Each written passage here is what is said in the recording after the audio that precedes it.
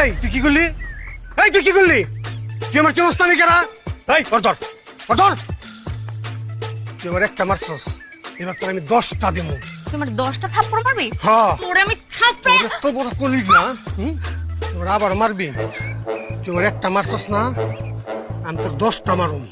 তুই আমার দুইটা ভাবছস আমি তোর এমন এমন জায়গায় মারুম তুই কল্পনা করা পারবি না।